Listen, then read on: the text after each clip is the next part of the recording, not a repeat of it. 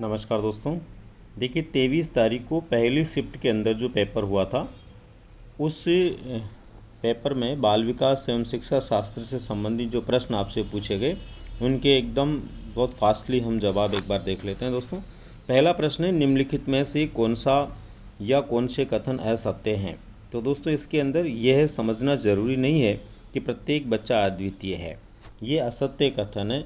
बाकी इसके अलावा सारे कथन सत्य है। एक बच्चा एक एकीकृत पूर्ण रूप से विकसित होता है, यानी कोई भी बालक एकीकरण के सिद्धांत के आधार पर विकास प्राप्त करता है। विकास के एक पहलू में किसी समस्या की दूसरों को प्रभावित करने की संभावना होती है। बिल्कुल एक पक्ष दूसरे पक्ष को प्रभावित करता है विकास के दौरान। और विकास एक अनुक्रमिक प्रक्रिया है, यानी विकास एक निश्चित अनुक्रम में होता है। इसका मतलब बी सी डी तीनों विकल्प तो सही है, सत्य कथन है, पहला असत्य है। इसका मतलब राइट आंसर यहाँ पर हो जाएगा दोस्तों डी, केवल ए, यानी केवल ए विकल्प जो है असत्य विकल्प है, आपको ये ध्यान रखना है। दूसरा प्रश्न है दोस्तों, खालिस्तान तब होता या होती है जब परिपक्वता और अनुभव के कारण मनुष्य में क्रमबद्ध और प्रगतिशील परिवर्तन होता है। तो दोस्तों यहाँ पर जो है हम हरलोक की परिभाषा के आधार पर तुरंत जवाब पर पहुँच सकते हैं। हरलोक ने कहा है कि विकास केवल अभिवृद्धि तक सीमित नहीं है, ये तो परिपक्वता की दिशा में होने वाले परिवर्तनों का प्रगतिशील क्रम है। इसका मतलब ये हुआ कि इसका राइट आंसर हो जाएगा बी, यानी दूसरे प्रश्न का उत्तर होगा विकास। तीसरा है दोस्तों, निम्नलिखित में से कौन सी बचपन की विशेषता नहीं है। दोस्तों ये प्रश्न मेरे हिसाब से डिलीट होगा। क्यों होगा डिलीट? क्योंकि प्राक्टोली की अवस्था जो है ये बाल्यावस्था को बोलते हैं, प्रारंभिक बाल्यावस्था को। अनुकरण की अवस्था जो है जन्म से 2 वर्ष तक होती है, ये पियाजे के अनुसार होती है। सवाल करने की आयु पियाजे के अनुसार 2 से 4 वर्ष होती है। खिलौने की आयु एरिक्सन के अनुसार पूर्व बाल्यावस्था होती है।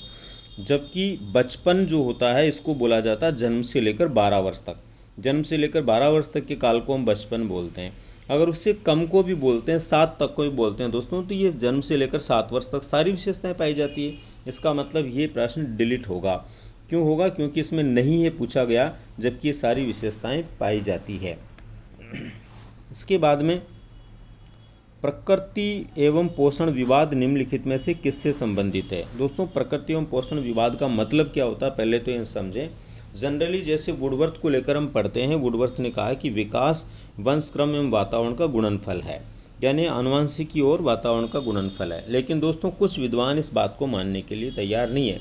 कुछ विद्वान ये कहते हैं कि आनुवंशिकी यानी कि वंशक्रम का ज़्यादा प्रभाव होता है, और कुछ कहते हैं वातावरण का ज़्यादा प्रभाव होता है। जो विद्वान वंशक्रम और वातावरण के इस विवाद को लेकर के विकास के बारे में बात करते हैं, इसी विवाद को या इसी प्रकार के वंशक्रम वातावरण के विकास के सापेक्ष महत्व को लेकर होने वाले विचार को प्रकृति एवं पोषण विवाद कहा जाता है। तो राइट आंसर इसका होगा दोस्तों ए, आनुवंशिकी एवं वातावरण के संदर्भ में प्रकृति एवं पोषण विवाद होता है। इसके बाद में नेक्स्ट है दोस्तों, प्रतिभाशाली बालक की बुद्धि लब्धि होती है। दोस्तों ये प्रश्न भी डिलीट होगा निश्चित रूप से, क्योंकि 130 क्रोनक्रो के अनुसार होती है और 140 टर्मन के अनुसार होती है। दोनों ही प्रश्न अलग अलग परीक्षाओं में कई बार पूछे जा चुके हैं, जिसके अंदर 130 को भी सही माना गया क्रोनक्रो के अनुसार और 140 को भी सही माना गया है टर्मन के अनुसार। इसलिए ये प्रश्न भी मेरे हिसाब से 100% डिलीट योग्य है। इसके बाद में नेक्स्ट है, स्कूलों को व्यक्तिगत विभिन्नताओं का ध्यान रखना चाहिए। क्यों रखना चाहिए? प्रत्येक छात्र को विशिष्ट महसूस करवाने के लिए बिल्कुल नहीं। छात्रों के बीच में के अंतर को कम करने हेतु ये संभव नहीं हो सकता। छात्रों एवं छात्राओं की क्षमताओं और प्रदर्शन को नहीं जानने के लिए ये गलत बात है। समझने के लिए कि छात्र सीखने में समर्थ या असमर्थ क्यों हो रहे हैं, ये बिल्कुल सही है दोस्तों। चौथे नंबर का विकल्प जो होगा इसका राइट आंसर होगा, क्योंकि समझने के लिए छात्र सीखने में समर्थ या असमर्थ है, इसको जानना जरूरी है। और ये जानने के लिए जब पता लग जाएगा शिक्षकों की कोई छात्र ज़्यादा क्यों सीख पा रहा और कोई कम क्यों सीख पा रहा, तो वो सिखाने में मदद मिलेगी। इसलिए राइट आंसर इसका हो जाएगा डी। दोस्तों अगला प्रश्न है 7वें नंबर पे, 16 वर्ष आयु का बच्चा बुद्धि लब्धि परीक्षण में 75 अंक प्राप्त करता है। उसकी मानसिक आयु खालिस्तान वर्ष होगी तो 12 वर्ष होगी, क्योंकि IQ के सूत्र के आधार पर जब हम निकालेंगे IQ बराबर MA/CA × 100, तो दोस्तों यहाँ पर हो जाएगा 75 = MA/16 × 100। इसके बाद में हम इसको MA बराबर करेंगे वज्र गुणन जो आप करते हो, तो वज्र गुणन के आधार पर क्या हो जाएगा दोस्तों, MA बराबर 75 × 16, यानी कि 75 × 16/100 जब इसको काट करके आप देखेंगे, हल करेंगे तो 12 आपको उत्तर प्राप्त हो जाएगा। तो राइट आंसर होगा इसका डी, 12 वर्ष। इसके बाद में नेक्स्ट है दोस्तों, प्रत्येक व्यक्ति का कार्य निश्चित योग्यताओं का प्रतिबिंब होता है। किसी विशेष कार्य को करने में व्यक्ति अपनी समस्त मानसिक योग्यताओं में से कुछ को प्रतिदर्श के रूप में चुनाव करता है। यह सिद्धांत, तो प्रतिदर्श या नमूने का सिद्धांत या सैंपल का बुद्धि सिद्धांत दिया दोस्तों थॉमसन ने। तो सीधा सीधा आंसर हमारा क्या हो जाएगा, थॉमसन। इसके बाद में नेक्स्ट है, निम्न में से कौन सी व्यक्तित्व मापन की प्रक्षेपी विधि है। तो व्यक्तित्व मापन की प्रक्षेपी विधि कौन सी है, देखो क्रम निर्धारण, मापनी, अवलोकन, साक्षात्कार, ये सब जो है व्यक्तित्व मापन की विधियां होती है। लेकिन ये प्रक्षेपी पूछ रहा है, और प्रक्षेपी का मतलब होता है यहाँ पर इनमें से कौन सी है। तो मान लीजिए आपको हिंदी शब्द समझ में नहीं आ रहा, कथानक, सम, प्रत्यक्षण, परीक्षण, तो ऊपर देख लीजिए डी में TAT, थेमेटिक एप्रिसिएशन टेस्ट, इसका मतलब ये हुआ कि TAT परीक्षण है ये, और TAT परीक्षण हम पढ़ते हैं मुर्रे और मॉर्गन के द्वारा दिया गया है। तो राइट आंसर हो जाएगा डी। इसके बाद में नेक्स्ट है दोस्तों 10वें नंबर का प्रश्न, सृजनात्मकता मुख्यतः किससे संबंधित होता है, अपसारी चिंतन से। यानी कि अपसारी चिंतन जो होता है वो सृजनात्मकता की विशेषता है। अति सक्रियता जो होती है ये ADHD वाले बालकों में होती है ना, जो कि सही ध्यान को केंद्रित नहीं कर पाते, जबकि सृजनशील बालक ऐसे नहीं होते। अभिसारी चिंतन जो होता है ये प्रतिभाशाली बालकों में होता है। कम बोधगम्यता उसके अंदर होता है, जो कम समझ वाला बालक होता है। सृजनशील बालकों में अपसारी चिंतन पाया जाता है। इसलिए राइट आंसर हमारा यहाँ पर हो जाएगा दोस्तों डी। निम्नलिखित में से कौन सी स्थिति समायोजन को बढ़ावा देती है। दोस्तों यहाँ बहुत सीधा था इसका उत्तर ढूंढना। जहाँ चिंता, डर और भय शब्द आ जाते हैं वो कभी भी समायोजन को बढ़ावा नहीं देते, बल्कि कुसमायोजन को देते हैं। बहुत आसान उत्तर था, चिंता, डर और भय। अब इसमें देखो A, C और D विकल्प में ये तीनों आ रहे हैं, चिंता, डर और भय, इसलिए ये बिल्कुल नहीं होगा। और राइट आंसर हमारा क्या हो जाएगा, अपराध बोध के बारे में जुनूनी सोच। जब एक व्यक्ति को अपराध बोध के बारे में पता होता है कि अपराध गलत चीज़ है, अपराध नहीं करना चाहिए, तो वो अपराधों से बचने के लिए किसी न किसी प्रकार से क्या करता है, समायोजन की दिशा को अपनाता है और समायोजन को प्राप्त कर लेता है। नेक्स्ट है दोस्तों, प्रतिभाशाली बालक के लक्षण क्या हैं। प्रतिभाशाली बालक के लक्षण क्या हैं, अभिव्यक्ति में नव्यता, यानी कि जो अभिव्यक्ति है उसमें नवीनता की स्थिति का होना, यानी कि एक अच्छी स्थिति का उसके अंदर पैदा होना। दूसरा जिज्ञासु होना, बिल्कुल। तो दोस्तों ए फर्स्ट और सेकंड, यानी अभिव्यक्ति में नव्यता और जिज्ञासा, ये दोनों विशेषताएं पाई जाती है प्रतिभाशाली बालक में। प्रतिभाशाली बालक कभी भी हाइपर एक्टिवनेस नहीं होता, अति क्रियाशील नहीं होता, और वार्तालाप प्रियता भी उसमें नहीं होती, जो वाचाल टाइप स्थिति हो सकती है। इसलिए राइट आंसर हमारा इसमें हो जाएगा दोस्तों 1 और 2, यानी बी वाला विकल्प सही है। सेकंड नंबर का विकल्प जो है वो सही है, 1 और 2 ये प्रतिभाशाली बालकों के लक्षण होंगे। दोस्तों प्रश्न नंबर 13 है, बुद्धि लब्धि के लिए निम्नलिखित फॉर्मूला किसने दिया। तो दोस्तों ये आपको ध्यान रखना है कि सबसे पहले 1912 ईस्वी में ये विचार दिया था विलियम स्टर ने, मानसिक आयु और कालानुक्रमिक या वास्तविक आयु के रूप में। लेकिन दोस्तों यहाँ पर प्रश्न पूछा गया है पूरा सूत्र दे करके, पूरा फॉर्मूला देकर, बुद्धि लब्धि बराबर मानसिक आयु बटे कालानुक्रमिक आयु यानी वास्तविक आयु इंटू 100। अब इसमें टर्मन जो थे इन्होंने पहली बार बुद्धि लब्धि शब्द जोड़ा था।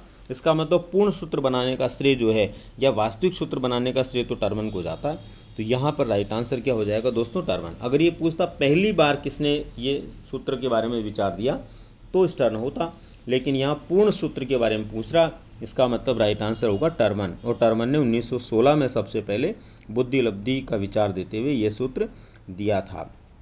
इसके बाद में दोस्तों नेक्स्ट क्वेश्चन हमारा आता है, रवि का बुद्धि परीक्षण इंगित करता है कि वह औसत से लेकर औसत से अधिक बुद्धिमत्ता की श्रेणी में आता है। हालांकि पढ़ने, वर्तनी, सामाजिक विज्ञान और विज्ञान में उसके ग्रेड बहुत कम है, यानी कि वो पढ़ने के अंदर और वर्तनी के अंदर, शुद्ध रूप से लिखने के अंदर, सामाजिक में इनके अंदर थोड़ा सा वो कमज़ोर है। बाकी गणित में उसके बहुत अच्छे हैं, और रवि लेखन कौशल का भी अच्छा है। इसका मतलब देखो दोस्तों यहाँ पर डिसकैलकुलिया और डिसग्राफिया तो बिल्कुल भी नहीं हो सकता। क्यों नहीं हो सकता, क्योंकि स्पष्ट दिया हुआ गणित के अंदर भी बहुत अच्छा है, इसका मतलब गणना उसकी सही है, तो डिसकैलकुलिया नहीं हो सकता। और लेखन कौशल भी अच्छा है, इसका मतलब डिसग्राफिया भी नहीं हो सकता। अब हमारे पास बचे दो, डिसलेक्सिया और डिस्फेजिया। तो यहाँ पर ये बोल रहा है पढ़ने के अंदर और वर्तनी के अंदर वो कमज़ोर है, और पढ़ना और वर्तनी में कमज़ोर होना होता है दोस्तों डिसलेक्सिया। इसका मतलब इसका राइट आंसर क्या हो जाएगा? डिसलेक्सिया, सी विकल्प सही होगा। दोस्तों नेक्स्ट है, सीखना व्यवहार में उत्तरोत्तर सामंजस्य की एक प्रक्रिया है। बहुत बार दोस्तों हम इसके बारे में पढ़ते हैं, और मैं तो बखूबी इसको बहुत अच्छे एग्जाम्पल के साथ मैं आपको बताता हूँ कि व्यवहार में उत्तरोत्तर अनुकूलन ही क्या होता है? अधिगम होता है। और ये बताया था दोस्तों स्किनर ने। तो ये कथन किस शिक्षाविद का है? स्किनर का है। ठीक है दोस्तों। वुडवर्थ ने कहा था नवीन ज्ञान और प्रतिक्रियाओं को अर्जित करना अधिगम है। क्रो एंड क्रो ने कहा था नया ज्ञान, आदत और मनोवृत्तियों को अर्जित करना अधिगम है। गेट्स ने कहा था अनुभव एवं प्रशिक्षण के द्वारा व्यवहार में उत्तरोत्तर अनुकूलन अधिगम है। इसका मतलब यहाँ पर राइट आंसर होगा स्किनर ए। दोस्तों नेक्स्ट है, कक्षा 2 की छात्रा। कक्षा 2 की छात्रा जो क्या करती है? कक्षा 2 की छात्रा सृष्टि को अध्यापिका ने मूल गणित विषय में सवाल करवाए। अगले दिन उसने बाजार में सामान खरीदने के उपरांत दुकानदार द्वारा की गई योग की गलती को चिन्हित करके सही करवाया। ये अधिगम कौन सा? तो दोस्तों कक्षा में एक स्थान पर प्राप्त ज्ञान अगर दूसरे स्थान पर हमारे को मदद करता है तो उसको अधिगम का अंतरण कहते हैं। तो यहाँ पर अधिगम का अंतरण हो रहा पहले नंबर पर, तो ये सत्य है। दूसरे नंबर पर है कि ये कौन से प्रकार का अधिगम अंतरण है?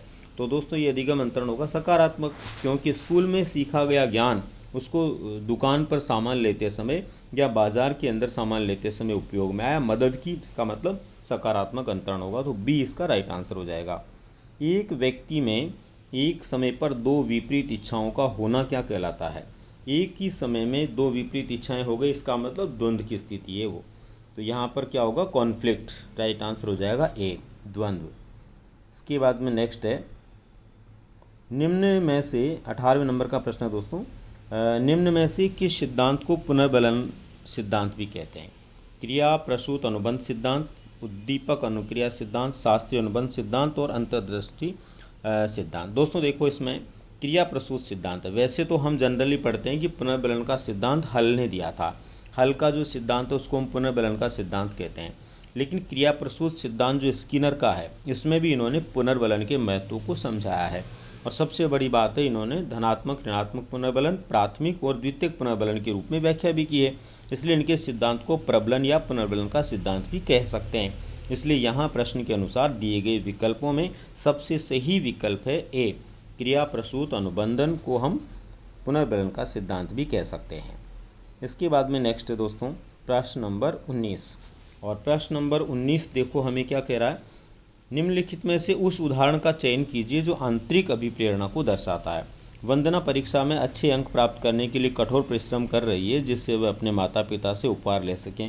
उपहार बाह्य है, इसका मतलब ये बिल्कुल नहीं होगा। दूसरा, उर्मिला फटाफट गृह कार्य समाप्त कर रही है क्योंकि गृह कार्य समाप्त करके वह टीवी देख सकेगी, तो ये भी बाह्य है टीवी देखना। इला बहुत सारी पुस्तकें पढ़ रही है क्योंकि वह जिले में प्रथम स्थान प्राप्त करके विद्यालय का नाम रोशन करना चाहती है, ये भी सामाजिक वातावरण से प्रेरित है, तो बाह्य हो गया। नेक्स्ट है, मेघा अपने परियोजना कार्य के लिए विभिन्न स्रोत तलाश रही है क्योंकि वह नई जानकारी प्राप्त करने में रुचि रखती है। तो दोस्तों यहाँ पर इंटरेस्ट की बात है, इंटरेस्ट या रुचि जो होती है वो हमेशा आंतरिक होती है, इसलिए हमारा राइट आंसर क्या हो जाएगा? डी। यानी उदाहरण का चयन करना था, आंतरिक अभिप्रेरणा को दर्शाता, तो डी इसका राइट आंसर होगा। इसके अंदर रुचि है, इसका मतलब रुचि आंतरिक होती है। इसके बाद में नेक्स्ट है, निम्न में से किसने अधिगम सिद्धांत का प्रतिपादन नहीं किया? थॉर्नडाइक ने बिल्कुल अधिगम सिद्धांत प्रतिपादित किया है जिसे हम उद्दीपन अनुक्रिया का सिद्धांत कहते हैं, प्रयास एवं त्रुटि का सिद्धांत कहते हैं। स्किनर ने जो है क्रिया प्रसूत सिद्धांत दिया है जिसको हम प्रबलन का सिद्धांत भी कहते हैं, जिसको हम जो है साधनात्मक अनुबंध भी कहते हैं। कोहलर ने अंतर्दृष्टि या सूझ का सिद्धांत जो है प्रतिपादित किया। बीएस ब्लूम ने नहीं किया दोस्तों। बीएस ब्लूम जो है इन्होंने अपने शैक्षिक उद्देश्यों का वर्गीकरण दिया है, ब्लूम की टैक्सोनॉमी के रूप में हम जिसको जानते हैं, तो डी वाला विकल्प इसमें हो जाएगा। ब्लूम ने कोई सिद्धांत अधिगम का नहीं दिया है। दोस्तों नेक्स्ट क्वेश्चन है हमारा 21 नंबर पर, बार बार बच्चों को सज़ा से बचने या इनाम पाने के लिए सीखने की गतिविधियों में संलग्न होने के लिए कहना क्या दर्शाता है? बार बार बच्चों को सज़ा से बचने या इनाम पाने के लिए सीखने की गतिविधियों में संलग्न होने के लिए कहना क्या दर्शाता है, किस बात को दर्शाता है? तो पहला है उनकी बाह्य प्रेरणा को कम करना, तो ये तो नहीं है, बाह्य प्रेरणा को कम करने के लिए क्यों करेंगे, तो पहला नहीं होगा। दूसरा, उनकी आंतरिक प्रेरणा उनकी आंतरिक प्रेरणा को बढ़ाता है, ये हो सकता है। दूसरा है बच्चों को लक्ष्य प्रदर्शन की बजाय महारत हासिल करने के प्रति प्रोत्साहित करना, ये भी नहीं होगा। बच्चों की प्राकृतिक रुचि और सीखने में जिज्ञासा को कम करना, तो जिज्ञासा कम करना कभी भी प्रेरणा का उद्देश्य हो ही नहीं सकता। इसका मतलब दोस्तों इसमें होगा बी, उनकी आंतरिक प्रेरणा को बढ़ाता है। मेरे हिसाब से इसका सही आंसर जो होना है वो बी है। इसके बाद में नेक्स्ट है आरटी अधिनियम 2009 के अनुसार शिक्षकों के लिए प्रति सप्ताह काम के निर्धारित घंटे हैं 45 घंटे। ये बहुत बार आ चुका प्रश्न, बार बार आता है, तो 45 घंटे होगा, इसका सी विकल्प होगा दोस्तों। नेक्स्ट है निम्न में से कौन सा एक उत्तम परीक्षण की विशेषताओं में भिन्न है? विश्वसनीयता, वैधता और वस्तुनिष्ठता, ये तीनों तो दोस्तों किसी भी मूल्यांकन या परीक्षण की विशेषता होती है, लेकिन अभिक्षमता किसी मूल्यांकन की विशेषता नहीं है। इसका मतलब डी इसका राइट आंसर हो जाएगा। इसके बाद में 24 में देखिए शिक्षार्थी केंद्रित पाठ्यक्रम में निम्नलिखित में से कौन सबसे महत्वपूर्ण है? बाल केंद्रित शिक्षा में बच्चा सबसे महत्वपूर्ण होता है, बालक सबसे महत्वपूर्ण होता है जब बाल केंद्रित शिक्षा प्रणाली होती है, तो राइट आंसर हो जाएगा बी। बच्चे को ध्यान में रखते हुए पाठ्यक्रम बनाते हैं, बच्चे को ध्यान में रखते हुए पढ़ाया जाता है, तो बी इसका राइट आंसर होगा। 25 नंबर का क्वेश्चन देखिए एक चिंतनशील शिक्षक कक्ष में ऐसी परिस्थिति उत्पन्न करता है कि छात्र व्याख्यान सुन सकें, कक्ष में शिक्षक के व्याख्यान के नोट्स ले सकें, कक्ष में अनुशासन बनाए रखें, छात्रों और शिक्षक में पारस्परिक अंतःक्रिया को प्रोत्साहन मिले, तो डी होगा दोस्तों इसमें। एक अच्छा शिक्षक, चिंतनशील शिक्षक क्या चाहता है कि छात्रों और शिक्षक के बीच में पारस्परिक अंतःक्रिया बढ़े, क्योंकि जितनी ज़्यादा अंतःक्रिया होगी उतना ही बालक ज़्यादा सीखेगा। जैसे कि हम पढ़ते हैं, जैक्सन के अनुसार पढ़ते हैं कि शिक्षण वह प्रक्रिया है जिसमें एक परिपक्व व्यक्ति जो शिक्षक होता है, एक अपरिपक्व व्यक्ति शिक्षार्थी को अंतःक्रिया के द्वारा शिक्षा प्रदान करता है। इसका मतलब ये हुआ कि अंतःक्रिया को प्रोत्साहन मिले, ये ज़्यादा महत्वपूर्ण है, तो राइट आंसर हो जाएगा इसमें डी। इसके बाद में क्रियात्मक अनुसंधान का अर्थ क्या है? एक अनुदैर्ध्य अनुसंधान, एक अनुप्रयुक्त अनुसंधान, एक शोध जिससे तत्काल समस्या को हल किया जा सके, सामाजिक आर्थिक, तो सी होगा दोस्तों, एक शोध जिससे तत्काल समस्या का समाधान प्राप्त किया जा सके, क्योंकि विद्यालय में उत्पन्न होने वाली किसी भी समस्या का तत्काल समाधान चाहने के लिए जो कार्य किया जाता है वो होता है क्रियात्मक अनुसंधान। स्टीफन एम कोरे ने इसको दिया था। नेक्स्ट है एनसीएफ 2005 के अनुसार एक शिक्षक की भूमिका सुविधादाता की होती है। एक जो है अध्यापक की भूमिका क्या है दोस्तों? सुविधादाता की है। भारती बावेजा ने भी कहा है कि कक्ष में एक शिक्षक स्वयंभू नहीं होता, वह केवल मार्गदर्शक होता है, एक सुविधादाता के रूप में होता है। इसके बाद में नेक्स्ट है दोस्तों मूल्यांकन का उद्देश्य क्या होता है? बच्चों को मंद शिक्षार्थी और प्रतिभाशाली बच्चों के रूप में अंकित करना, ये भी इससे किया जाता है। उन बच्चों की पहचान करने के लिए जिन्हें उपचारी उपाय की आवश्यकता है, यानी कि जिनको उपचारात्मक शिक्षण चाहिए, इसके लिए भी करते हैं। सीखने की कठिनाइयों और समस्या क्षेत्रों का निदान करना, इसके लिए भी करते हैं। उस सीमा तक प्रतिपुष्टि प्रदान करना जहां तक हम उत्पादनशील जीवन के लिए शिक्षा प्रदान करने में सफल रहें। बिल्कुल दोस्तों, वैसे तो देखा जाए तो इसमें चारों विकल्प ही जो है अपने आप में सही है, लेकिन यहाँ सर्वाधिक सही को हमें ढूंढने की आवश्यकता पड़ेगी। तो सर्वाधिक सही इसमें मेरे हिसाब से होगा डी, उस सीमा की प्रतिपुष्टि। मूल्यांकन में हकीकत में हम यही अवलोकन करना चाहते हैं, ये देखना चाहते हैं कि जिस सीमा तक हम बालक को सिखाना चाह रहे थे उस सीमा तक बालक ने सीखा या नहीं सीखा, तो राइट आंसर हो जाएगा इसका डी। इसके बाद में दोस्तों 29 नंबर का क्वेश्चन है मिलान करना अपने को। निम्नलिखित विकास के सिद्धांतों का उनके सही वर्णन से मिलान कीजिए। समीप दूराभिमुख दिशा, तो इसका हो जाएगा समीप दूराभिमुख दिशा, इसका मतलब हो जाएगा शरीर के केंद्र से बाहर की ओर वृद्धि, तो पहले में होगा डी। दूसरा सिर पदाभिमुख दिशा, सिर से पैर की ओर, तो सिर से पैर की ओर हो जाएगा ए। तो फर्स्ट में डी होगा, सेकंड में ए होगा, थर्ड में अंतर्वैयक्तिक विभिन्नताएं या भिन्नताएं, ये विभिन्न बच्चे भिन्न भिन्न दर से बढ़ते हैं, यानी बच्चों में बढ़ने की जो दर होती है वो अलग अलग होती है। और अंतरावैयक्तिक एक दूसरे में, तो यहाँ पर सी विकल्प में किसी एक बच्चे के विकास की दर विकास के एक क्षेत्र की अपेक्षा दूसरे से भिन्न हो सकती है, दूसरे से भिन्न हो सकती है। बिल्कुल, तो दोस्तों यहाँ पर राइट आंसर होगा ए, डी ए बी सी, सीधा सीधा इसमें नज़र आ रहा है अपने को, डी ए बी सी इसका राइट आंसर होगा। बिल्कुल। इसके बाद में नेक्स्ट दोस्तों 30 नंबर का लास्ट क्वेश्चन है, विकास खालिस्तान से खालिस्तान। देखो कई बार आपको बताया होगा मैंने भी, विकास एक ऐसी स्थिति है जो सामान्य से विशिष्ट की ओर होता है। बाकी जनरली और सारे जो व्यवहार होते हैं वो विशिष्ट से सामान्य की ओर होते हैं, लेकिन निगमन विधि के अंदर भी ये सूत्र सामान्य से विशिष्ट लगता है, और इसके अलावा बालक का एक विकास होता है वो भी सामान्य से विशिष्ट की ओर होता है। तो राइट आंसर हो जाएगा दोस्तों ए, यानी कि सामान्य से विशिष्ट की ओर बढ़ता है। तो दोस्तों ये था आपका शिफ्ट फर्स्ट में मनोविज्ञान या बाल विकास शिक्षा शास्त्र से जुड़े हुए 30 प्रश्नों का पेपर। दोस्तों जहाँ तक मुझे उम्मीद है, मुझे भरोसा है, मेरे नॉलेज के अनुसार मैंने सभी प्रश्नों के क्या आंसर हो सकते हैं वो सही बताएं। फिर भी बोर्ड की आंसर की कोई आपको सर्वाधिक महत्वपूर्ण मानना है। 2 प्रश्न इसके अंदर कन्फ्यूजन क्रिएट कर रहे हैं, दोनों के बारे में मैंने स्पष्ट बोला है कि वो लगभग डिलीट होने की स्थिति में है, बाकी लगभग उत्तर सही है। तो मिलते हैं दोस्तों फिर किसी नई जानकारी के साथ में। धन्यवाद।